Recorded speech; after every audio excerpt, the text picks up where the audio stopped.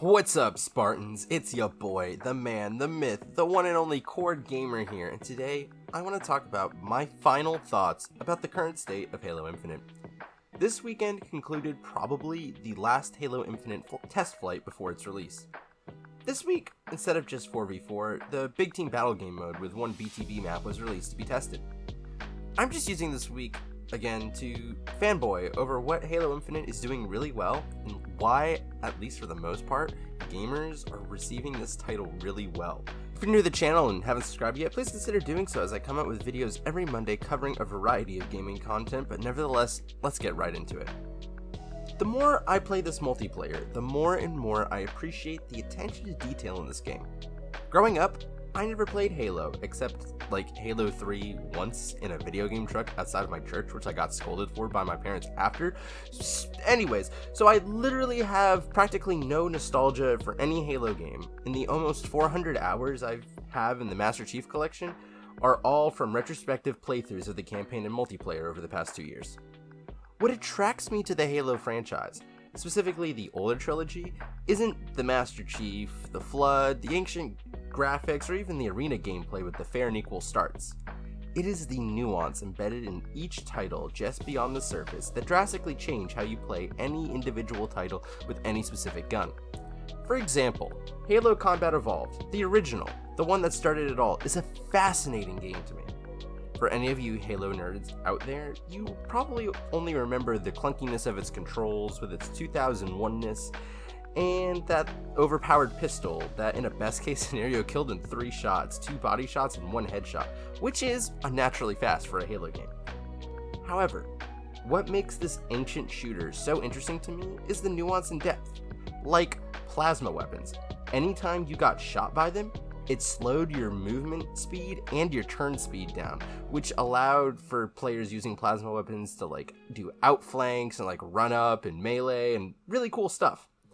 Anytime you got hit by a grenade, whether it was yours or a friendly's or an enemy's, you'd be completely stripped of your shields. So, anytime a grenade was thrown, you would either play super aggressively if you were the one that was throwing, or if a grenade was thrown at you, you'd play super passively and just change the flow of the game. Just one grenade, just because of how damaging they were.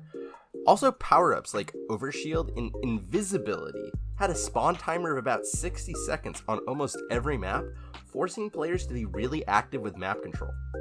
And who can forget the trick with grenades to get power weapons such as the rocket launcher or sniper to come straight to you? Fun fact, you can actually still do this in certain maps at certain spots in Halo Infinite, at least in the beta. I think it's cool as fuck.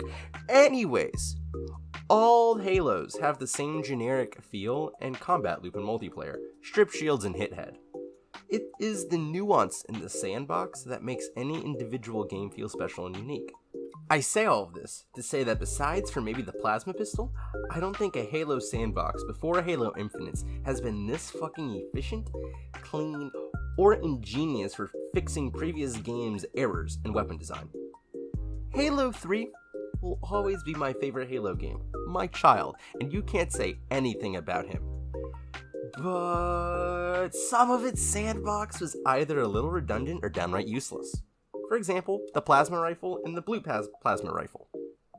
Just plain dumb, redundant, and unnecessary. I mean, at least you can say both of these weapons were usable, unlike the brute spiker and the pistol. I mean, goddamn, who greenlit the Halo 3 pistol? That thing's a worthless piece of shit. I cannot, for the life of me, think of a weapon that is either useless or redundant in the Halo Infinite sandbox. Each weapon has a special place in the sandbox with their unique role and quirks.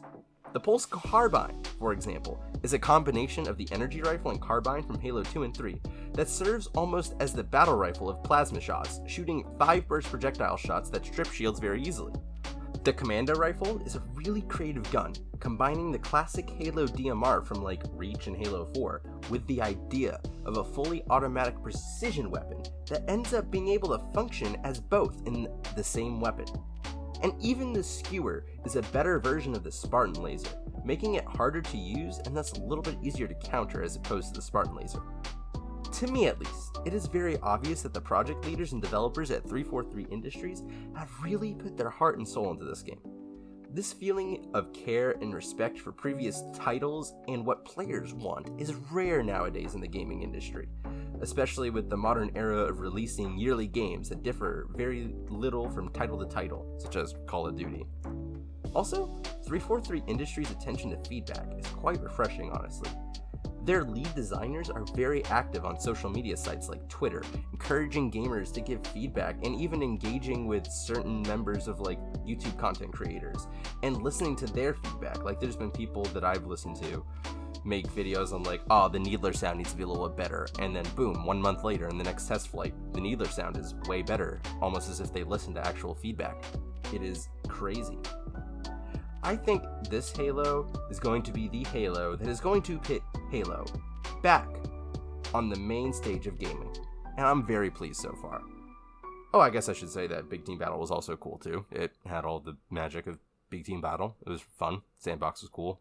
Vehicles cool, I guess. But what do you guys think? Can Halo Infinite become the best Halo ever? Let me know in the comments below. If there are any topics that you'd like me to cover, put them down also, and your idea may become a video one day. If you've made it this far, please hit that red subscribe button as I produce videos every Monday. With all that being said, this concludes my video today. I'm Cord Gamer, and I'll see you next time.